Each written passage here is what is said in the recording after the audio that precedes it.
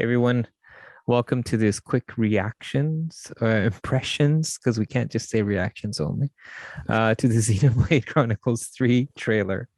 And yeah, I just want you guys to join me, myself, Hassan, and with me today is my prestigious colleague, Nat. Hello, great to be here. Yeah. Great to be here, first time fan And listener. the reason we can't just say reactions is because I hate that word. So yeah. I'm glad you hit that. Yeah, because what did you say? It's like kind of grimy. It's kind of weird.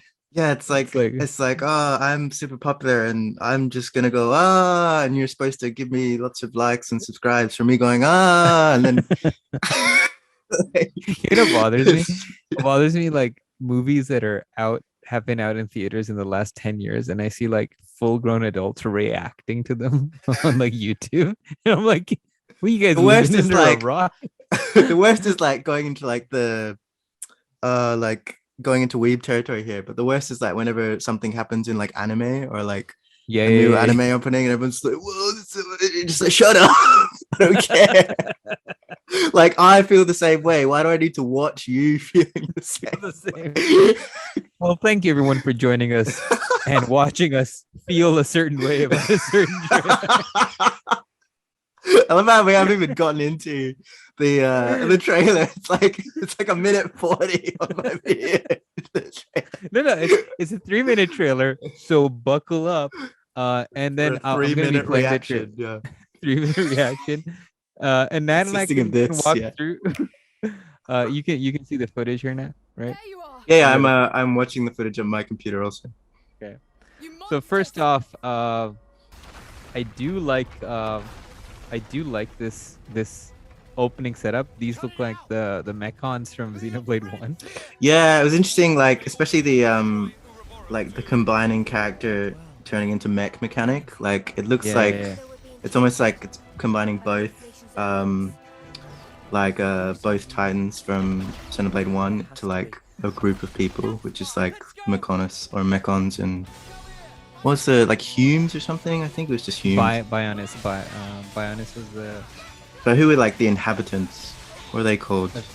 Like the human people? Yeah, it was with an H name, I forget. The Hans or Hans. Hans, I think, yeah, that was it. Hans. Yeah. So it's like it's combining like both of them together, and it's really cool. It almost reminded me like it was kind of reminiscent of Kingdom Hearts 2, where you could go into like Valor or Wisdom mode, and you like literally merge with Donald and or Goofy, and like this shot reminds me of Evangelion. Just the design. Yeah, for sure. Sorry to cut you off there. We had some like Doctor Strange level of like astral spirit world happening. Yeah. What is this? Is this like their astral forms, and their astral forms are mechs? Yeah, it's cool and weird at the same time, but I'm definitely like intrigued by it for sure, and it seems like it could be a cool like definitely gameplay mechanic as well. I'm really surprised at the level of like facial animation, just like how these characters look now. They look flawless. Yeah, for sure, definitely. I think they've really it's taken them 3 games to really nail down that style and substance. I mean, yeah, we were complaining about this the other day with the first one, right? How like on the Wii edition, the character models look kind of like weirdly, like kind of like they were made of Play-Doh or something, and like and then the definitive edition, initially I thought the design of the characters looked way too like childlike, a bit too like cutesy, but then after a while, like as we said, like comparing it to the original, it's a fairly big improvement, and this kind of the character designs in this seem to have stepped it up even more, so it grows on you. I'll definitely say that. I'm stunned. I mean, the obvious thing right away, this is coming out July. Yeah, it was moved up, right? So it was initially this is why we're kind of doing this video, is because it was initially announced to be September, right? And then of course the collector's edition is something to look forward to. We're expecting an unboxing videos there, but sweet unboxing. No, but this means that something is coming November. Mhm. Something just got cleared, and Nintendo's like, okay, move this game up because we gotta break this game out for November. I'm hoping it's the Prime trilogy, but I don't Prime know if they trilogy? use a remaster or Mm, something like that. that could be cool. Or there's rumors that there's gonna be a Prime 1 remake. It's not a Oh wow. trilogy. That'd Apparently be that's nuts if they remade all three. Like that's like a tall order though. But yeah. yeah. So we don't know what is coming out in November, but it's a great sign that not only are you getting Xenoblade 3 early, but you're also gonna get this game coming out in November that we don't know. Well, I want to walk through this play by play now that we're rolling the trailer. So this guy obviously very Mechonis vibes. The two eye color people Yeah, are suggesting those were Pyrrha and Mithra, Mhm. but in a very different corrupted form, or their astral forms taken, and some evil has taken them over. Yeah, it Ah, seems like like from what I've this read looks about like it's this. out of Xenoblade 1. Yeah, So yeah, cool. like Galplane's vibes on that one. Yeah, yeah, for sure. Right? But from what I've read, as far as like the two-eyed people are concerned, like they seem to be like members of like across like a syndicate that's just across the whole landscape kind of thing. For like both like all races, and some people have two eyes and they're evil for some reason. But yeah. This the main hero does it remind me, like, I'm looking at this main hero, so they're connected with this other character. Mhm. I feel like the red jacket and hair, I mean, it just reminded me a lot of Travis Touchdown from No More Heroes. So I mean, I like it. And I know that Evangelion is such a big deal in Japan, so like the design of these new astral form mech type things that they're transforming into, people gonna dig it.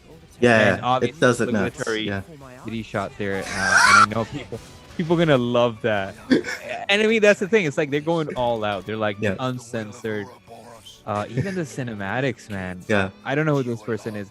Again, vibes of like Near Automata. Then you get this weird Otacon looking character. Yeah, like for a sure. Metal Gear shot. Yeah, yeah, it's crazy. Yeah. It's just the whole thing is nuts for sure. And yeah. Is that the Monado, or like, am I confused? What's happening here? Yeah, because it seems very Monado-esque. Like you can tell it's like Xenoblade has like a pattern on that color of red now for some Yeah. reason, right? But And did you yeah. notice one small thing there? Mhm. Your main character's changed in that brief moment. Right here, it's like a white-haired person with a red jacket. So does that mean that is it a customized character? Do we have leeway to customize this character fully? Well, I think at least even in the first Xenoblade you could change his armors, right? And then his look would change. So it goes without saying that you could probably do that with the new guy. With the second one, everybody hated that attire he was wearing. Rex was wearing. Yeah, well, what is he? Isn't his job like a sunken treasure hauler or something? Yeah. So it's like, duh. Like, what else is he gonna wear? He would wear Like, something lame. Yeah, what do you want? Like a pinstripe suit? Like, yeah. I'm just going to find some sunken treasure. Yeah. Well, Don't find me. I Please still like cancel my the appointment. first. Jeez. I like the The first trailer, of- yeah. No, because the first trailer, I initially saw the guy playing a flute, and I was like, I have no idea what this is. This seems like it's gonna be Monster Hunter This looks like Stories. Xenoblade 1 for me. Like immediately, this Okay. running battle, these Mechonis like figures. Like, The only I extreme- caught onto it when I saw the sword, and I was like, Yeah. holy shit! Okay, we're in Xenoblade looks Chapter. like a Monado. Yeah, yeah, right? for sure. But it and then- isn't. Yeah. So it's probably gonna be like the Namado or something, or the And that guy Demando. looked like Dunbar with like the eye patch. Yeah. I'm amazed because in such a short time, the Monado is a more recognizable blade, as recognizable as like the Master Sword Yeah, it's ridiculous. or the yeah, Buster for sure. Sword. Yeah, Hey, yeah, look yeah. at this stuff. It's just, I'm amazed. Yeah, those landscapes and stuff, man. The environments look wicked for sure. Yeah. I'm so excited because it's a game that apparently will bridge the gap between 1 and 2. Because 2 was set in a somewhat alternate reality, a parallel universe. And again, this is Mithra, Pyra's colors, and the other one was like a dark Mithra. I don't know, man. It makes me so happy to see this kind of stuff. Yeah, it looks great for sure. And I mean, we're lucky. We're so lucky. Whereas like Nintendo's not really starved this generation for RPGs. Definitely. Because I think this is one of those games that if you like MMOs but hate the concept. Yeah, that's whatever. When I first played the first one, I was like, wow, this is like an MMO without annoying people in it. Yeah. I really liked it. I remember that so clearly, and I don't think I've heard anybody describe it so perfectly. It's like an MMO, but like with no annoying people in it. Yeah. So it's great, and of course, like being able to like switch who the party leader is and stuff, and like use all the characters' abilities, at least from the first game. I'm assuming that also happens in the second game as well. That was a lot of fun. And hopefully this one will be just as good. I do like the main character's design. He's got a very he reminds me of a certain character, but I think it's maybe just like the kind of lone samurai aspect. Yeah. Like that kind of Ronin vibe, which is really cool. Yeah. And I also noticed, for those who are curious, that the second trailer begins with a bus shot going up. I just think the guys that are developing this game are well aware of how people think about Nintendo and sort of like censoring out RPGs in the West. And I think this trailer is like an immediate slap back to anybody that thinks this game is going to be compromised. Think you're going to localize this? Yeah. Never. Yeah. We'll and again, it echoes the flame of Xenoblade 1, echoes the flame and feel of Xenoblade 2. Has such, I mean, good designed characters. Like the girl with the wings on her head. I don't know what it is. I love it. I just love it. It has this very like Norse mythology feel to it. I mean, they're their own race, though, aren't they? The wing people. Yeah. I don't know what they're. I can't remember what they're called. Yeah. Just the design is cool. Yeah. Right. They didn't make them some ugly little like pudgy characters with wings on their heads. I mean, there are the Nopon, right? That's your that's your kind of cutesy but also weirdly ugly like character that they have to, obligatory character they have to shove into a JRPG, right? Sadly, they never got rid of them. But you know, and I'm really digging these like Evangelion style like super mechs, because they're not extremely big, but they harken to the size of Xenoblade Chronicles X, where your mech wasn't that big. It was like just like a avatar sized mech suit. Yeah. And I love it.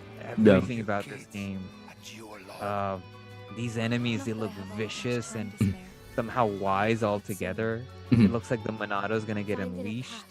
Nat, any parting thoughts on this trailer as we? I love, we're just gonna keep repeating that it's awesome and great. Yeah, I love the idea of like the Monado fist. Like it's like some sort of like Iron Man nanotech where he just like puts it on a different part of his body and just beats the shit out of people with it. You know, I didn't notice that. That's very true. I love that. Yeah. But obviously, the blade is most likely not going to be the Monado, right? Or maybe it's something related. But yeah, it does. Yeah, the game just looks wonderful. And I will point out that I'm so grateful as an Australian person that the UK managed to voice this game before America did. That's why all the voices are English people, is because a UK studio started doing the work before America could. And America's like, where's my pay rate, man? I just want to say Monado, yeah. Monado.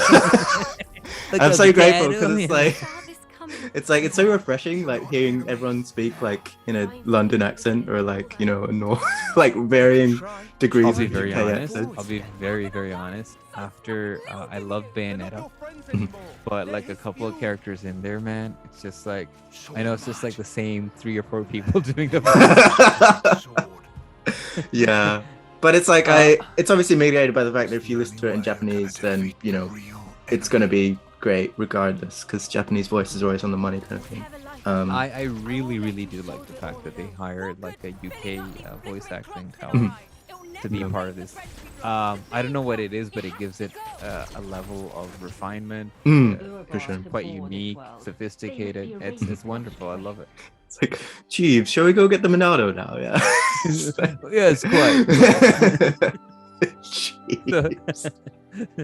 There's gotta be Jeeves in there somewhere. Yeah. And I mean, I couldn't have asked for a better launch. We're getting this. What was the date? July. 20. Same as watching the trailer. Yeah. Wait, isn't it at the end of the trailer? Surely. July 23 or 29. We have to cut this because my boy walked into the room Okay. and now he's being very vicious. 29th. 29th. 29th? Okay. Yeah. So we're getting this on the 29th. Very excited. July 29th, the game's coming in. Which is like, considering like the recent circumstances that, you know, Nintendo and most of everyone have been in, like to have something pulled up, like to have something brought up ahead of what it was originally going to be released is like, that's unheard of in the last I know. few years. This is like the last 3 years. Yeah, this it's nuts. Like, oh my god, we're getting something ahead of schedule. What? Is there like an anti-COVID out there? Yeah.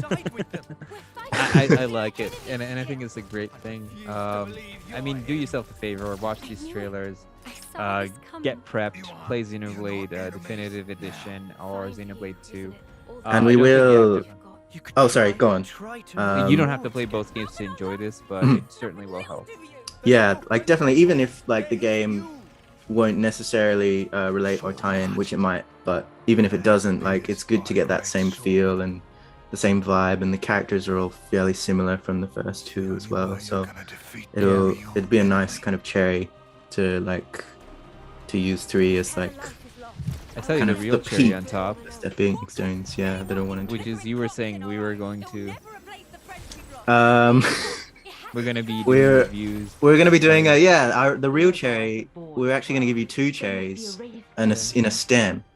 We're gonna be reviewing Xenoblade 1 and 2 as boot up to this one. So probably gonna be doing Definitive Edition and then 2 later on. As reviews in boot up to Xenoblade 3. So that should be exciting. Yeah. Awesome. Matt, thank you for joining me today. You're probably the best person to have on this as our resident RPG head guy. Yes, even though you have Final Fantasy VII Remake, that's the only RPG that stays away from you.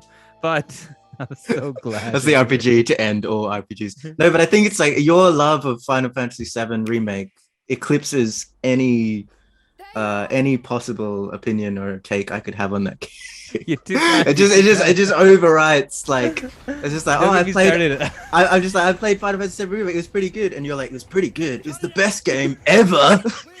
I loved it. It was awesome. Word for word, that's how it went down. Yeah, but it's continuing the the PS5 deficiency crisis. That's why I haven't picked up Final Fantasy 15 remake yet, or 7 remake. 15 remake. Get that out of there. Get that out of there. Doesn't need to be related, but oh my god. For anybody that's sort of kind of hanging out and be like, you know, I want a PS5 for a good RPG that's on there, like FF7 remake.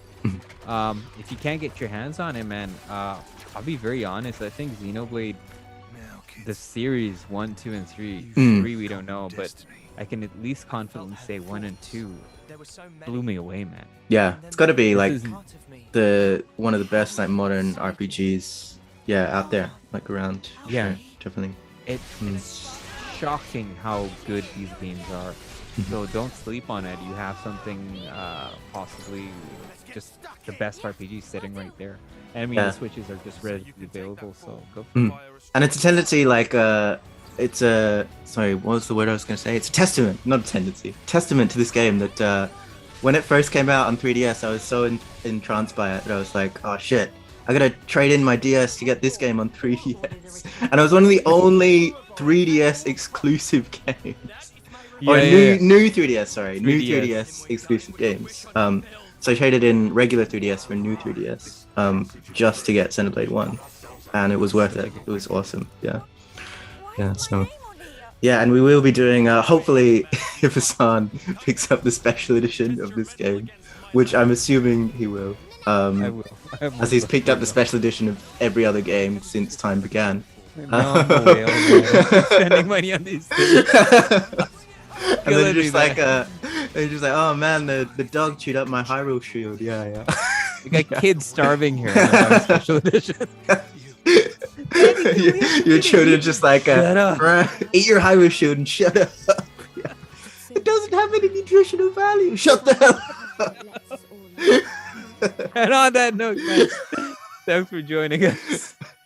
And we'll be seeing you guys soon. Take care. Thank you. See you guys next time.